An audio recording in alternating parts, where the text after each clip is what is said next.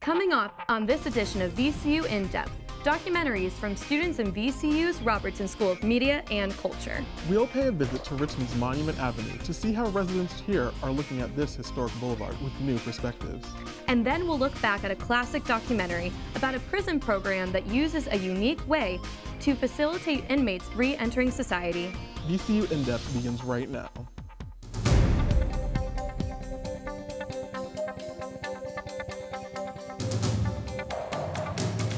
Good evening and welcome to VCU In-Depth. I'm Jeremy Jackson. And I'm Hannah Parker. Thanks for joining us as we feature documentaries from undergraduate students in VCU's Robertson School of Media and Culture. The Commonwealth of Virginia has more than 200 Confederate monuments and public symbols. With Richmond being the former capital of the Confederacy, it is no surprise that it is home to 14 of these monuments and symbols. 5 of which are concentrated in 1 mile of Richmond's prominent Monument Avenue. Our first documentary, Stuck in Stone, takes us on a journey through these controversial monuments, past, present, and uncertain future.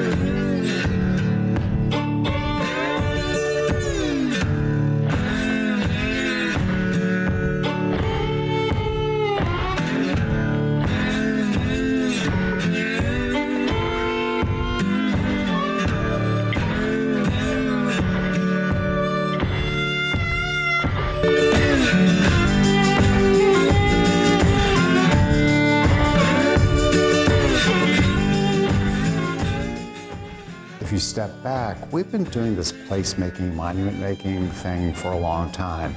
It's part of our human nature to want to mark the place. There have always been interesting conversations around monuments. Even when they were first being built, there was not a universal agreement that the monuments reflected the best of Richmond. And it reflected a certain particular point of view. But it was not the majority of Richmonders necessarily.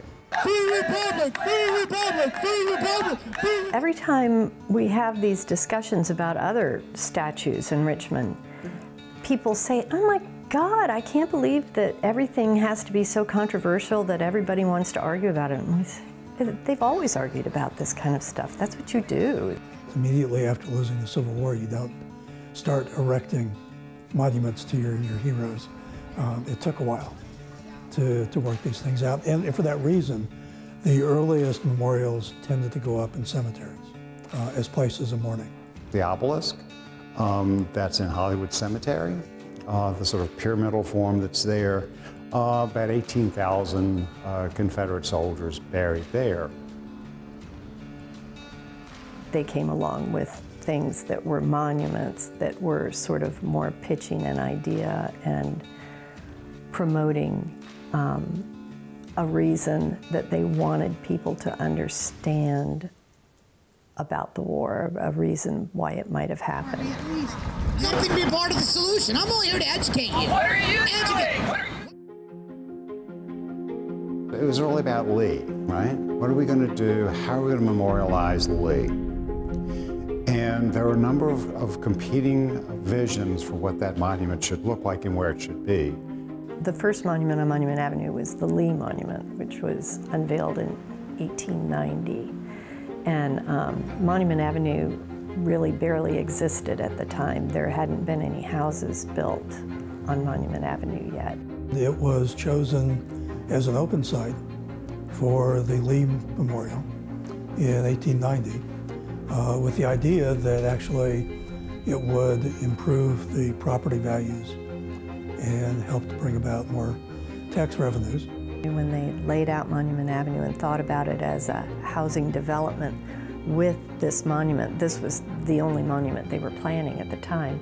They were looking both to the past with the monument and to the future and thinking of Monument Avenue as a real estate development that would attract investment to Richmond. After Lee, in 1890, then it was 17 years before the next monuments were done, and two of them were done at the same time. The Stewart was unveiled at the end of May, and Davis was unveiled at the beginning of June during a huge Confederate reunion here in Richmond. Followed by Stonewall Jackson, and then Matthew Fontaine Maury, 1929. And by then, in some ways, the monument building for the Lost Cause really had petered out. The Lee Monument, I think, it was very popular and easy to raise money. Then for the other monuments, it got progressively more difficult just as time passed. But the city would often give money. For instance, the Stewart Monument, the city gave $10,000 on the condition that the monument would not be put on Capitol Square, that it could be used somewhere else in Richmond. And they didn't necessarily mean Monument Avenue, but that's where it ended up. I think that Civil War monuments are distinctly related to memory of the South, and particularly those who died in the South, and a memorial to some of the key leaders. What happens later is that the iconography actually changes, and so those friends and family and leaders in the community made the decision that if there was going to be someone on that street other than the Confederate and Lost Cause heroes, someone who could break that pattern, that Arthur Ashe would be the person to break that pattern. Because in so many ways he broke that pattern for Richmonders. Arthur Ashe completely changed the conversation. Now, when the Confederate statues were done, they did have a consistent message, and it may have varied a little bit between the 5 statues. But when you get to Arthur Ashe, what Arthur Ashe was about was building a monument that represented the people who were making decisions in Richmond at that time rather than in the early 20th century. Here we get to challenge these monuments to not the Civil War and not the Confederacy so much as to Jim Crow and the era in which they were put up and the reasons that accompanied their installations there. And so putting Arthur Ashe there became an extremely important statement for the city as a civic entity to make, that Monument Avenue can be about other things, that Arthur Ashe is not a bad selection for this, and that we basically get to sort of break the hold on Monument Avenue. Arthur Ashe represented new voices and new ideas in Richmond, and so he was an important addition because it said that this is not a street about one idea, it's a street that represents the heroes of Richmonders, and it may be the heroes of Richmonders who are in power at the moment, but at least Arthur Ashe shows that power shifts.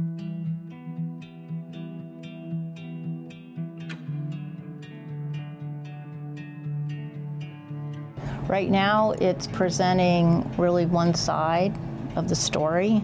It's a very complicated story, and there are some important aspects that are not being addressed at all.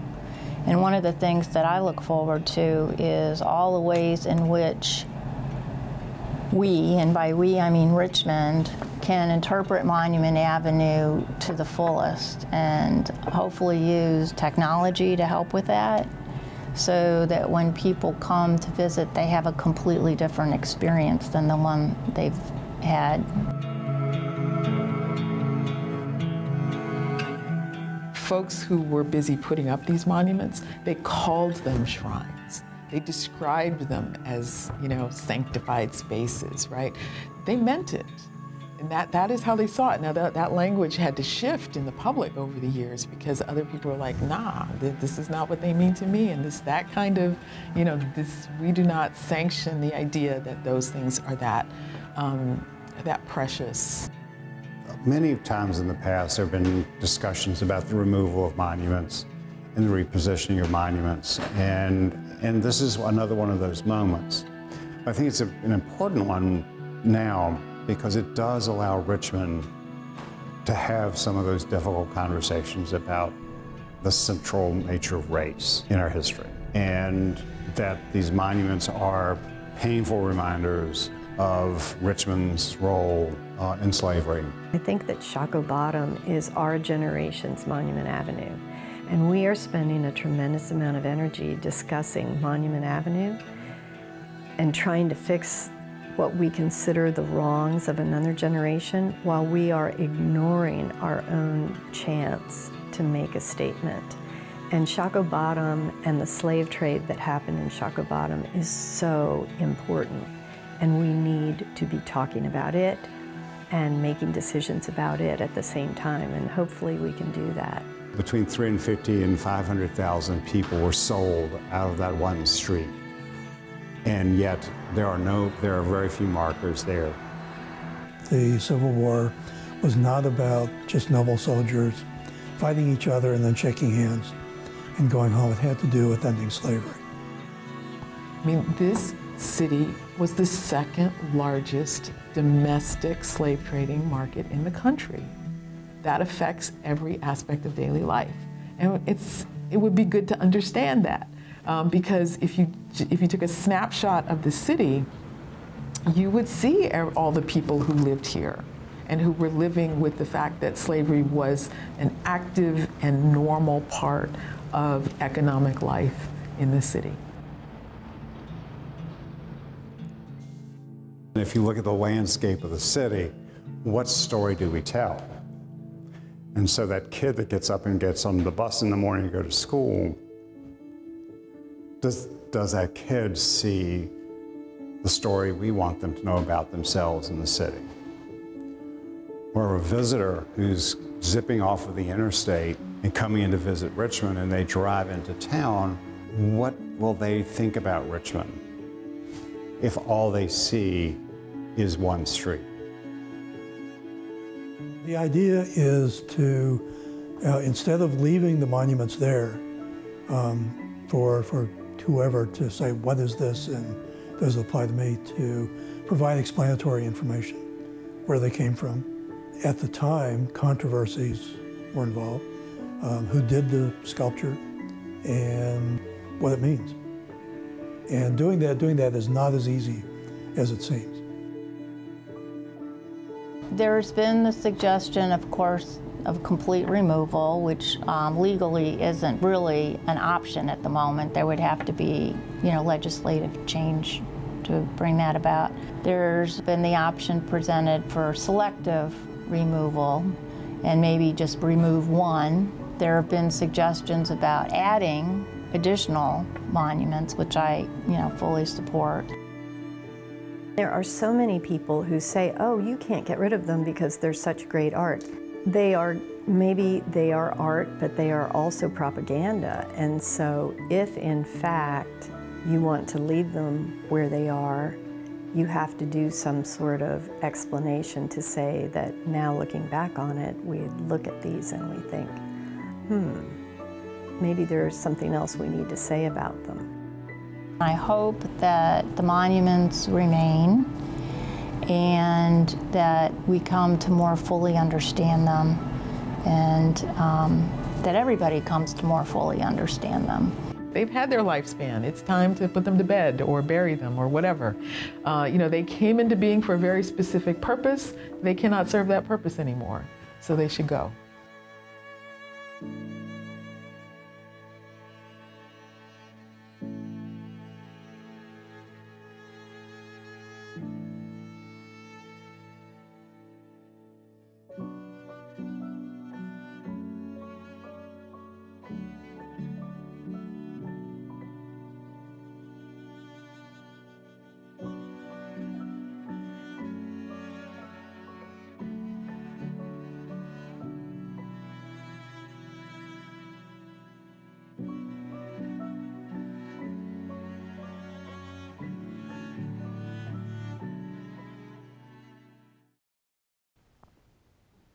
I'm Bill Oglesby, an associate professor in VCU's Robertson School of Media and Culture and the instructor for the documentary class. Joining me tonight are Sean Boyce, Brian Maresco, and Cassidy Hammond, who produced the Stuck in Stone documentary. So, Sean, tell me, why did you, what made you choose this particular topic? For me, it was just my familiarity with the monuments. I mean, I drive down Monument Avenue every day to get to school, and I felt it was timely. You know, there's definitely a spotlight on these monuments and other monuments of their liking, and I think it's a discussion that we as a city and as a society need to have. So I was kind of hoping to spark that conversation with this documentary. We've seen a lot of approaches to doing analysis of the monuments. Yours was a little bit academic in a way. I mean, was that something you felt was needed? Yeah, absolutely, because I think, well, I learned a lot personally doing the research to this, and I think there's just a decent amount of misconceptions and just lack of information that people have, and I believe that in order to make a proper decision, you have to know all the facts. So we tried to present that. Yeah. At the beginning, Brian, we saw some rallies and so forth, shots of rallies. What was it like attending the Confederate rallies at the monuments? Honestly, it was a little bit intimidating at first. There was a pretty large police presence, and they came in with like guns and bulletproof vests on and stuff like that. But after a while, it just started to kind of turn into a large shouting match over each other. It was kind of interesting. I've never been to anything like that before. Did you ever feel in any personal danger? I guess approaching originally, because I did stick the camera in where they were praying and stuff like that. But after that, it was a breeze. Yeah. Okay. Good. Cassidy, what difficulties did you have during the production of the documentary?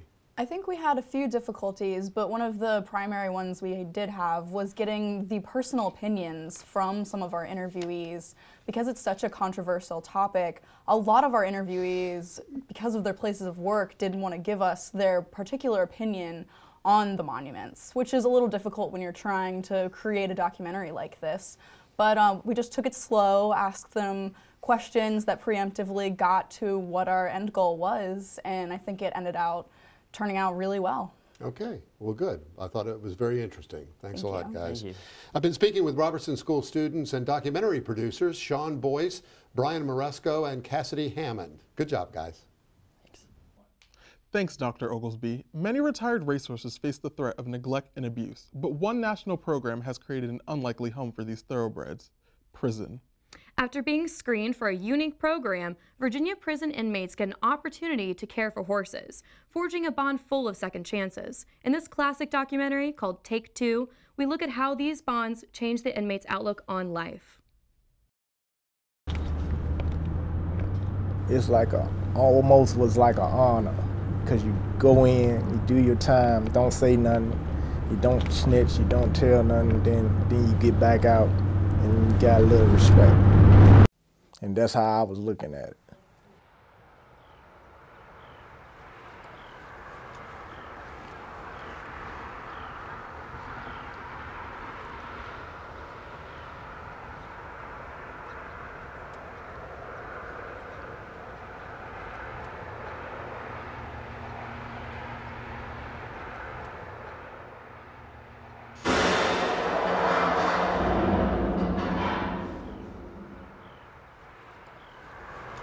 Everybody makes mistakes, some bigger than others.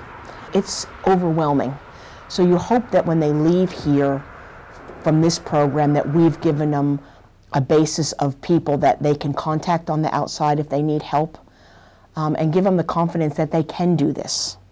Maybe if it was a little bit scarier, it would have scared me, you know, but that might sound crazy, but it's the truth.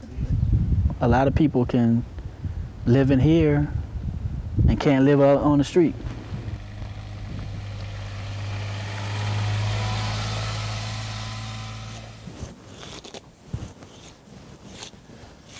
Yeah, that's a good boy. Yeah. Let me see. It ain't gonna take that long. Let me get a few seconds, okay? See, I'm not gonna hurt you. I'm just cleaning your nose.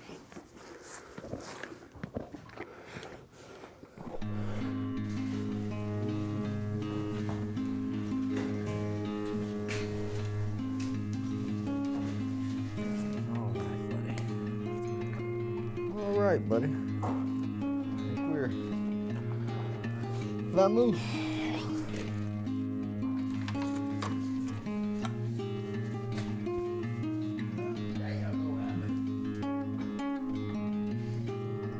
gain no weight. He about the same. You got a measuring tape, Ray? All right, pal. One more to go. Here, pal.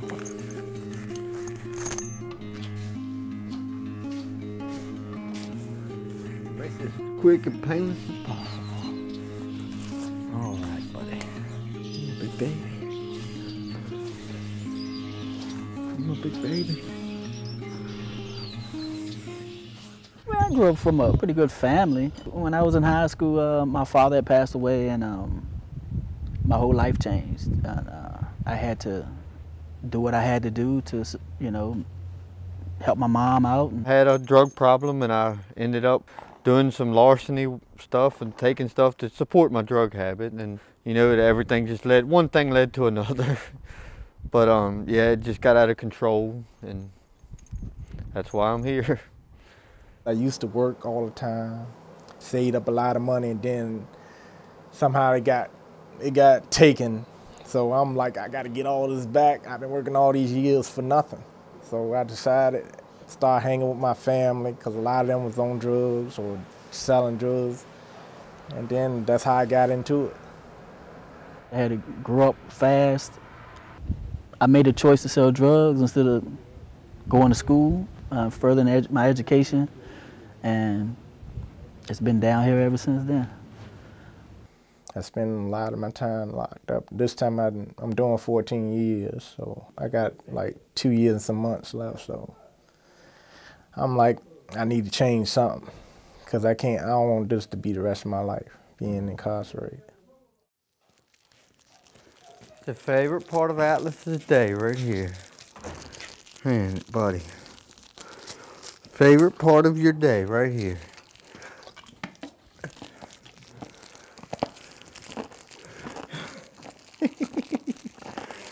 You love me? Peppermints. Just some peppermints.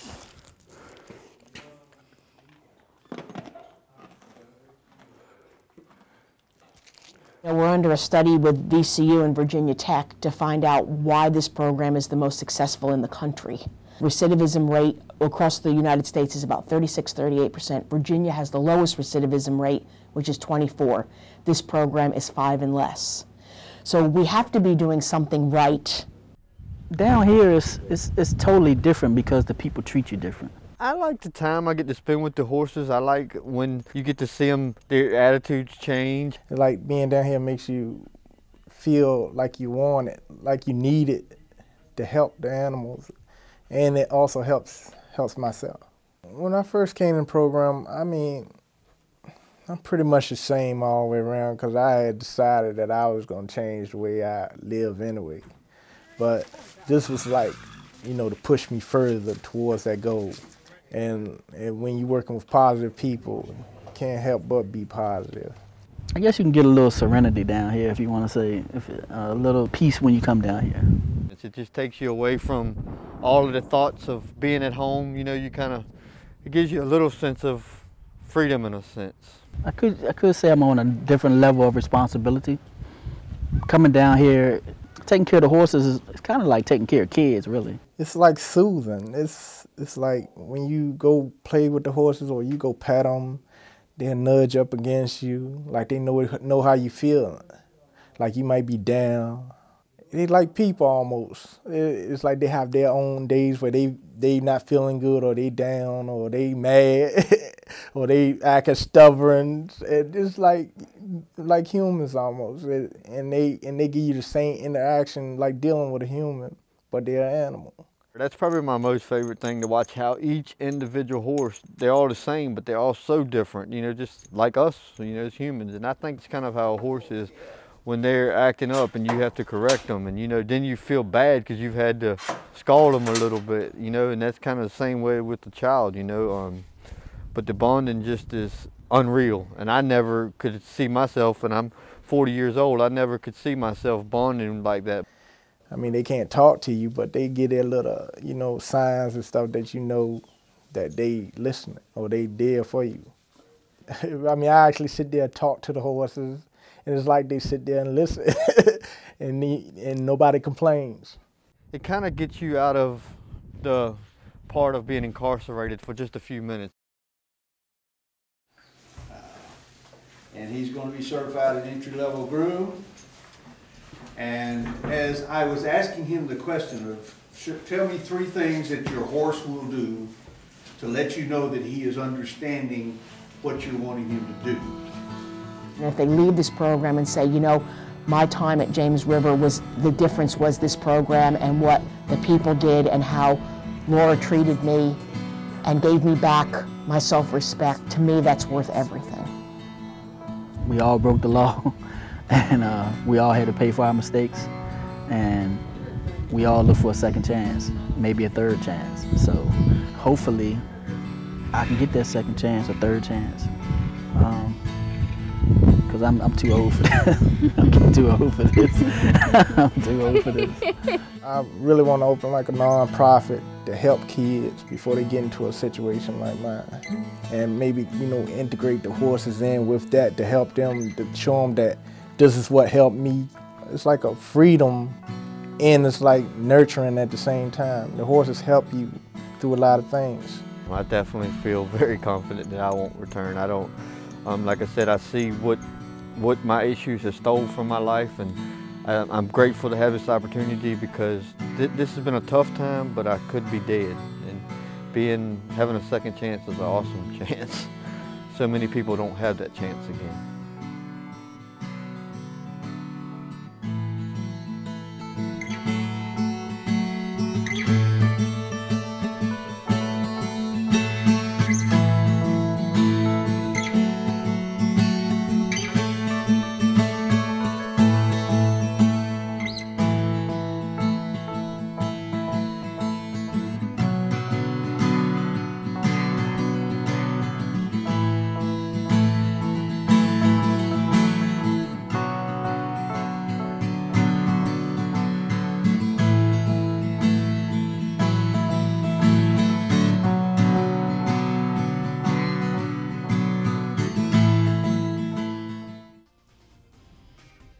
Thanks again to all of our documentary students. And that does it for this edition of VCU In-Depth. And thank you for joining us. I'm Hannah Parker. And I'm Jeremy Jackson. For all of us at VCU In-Depth, good night.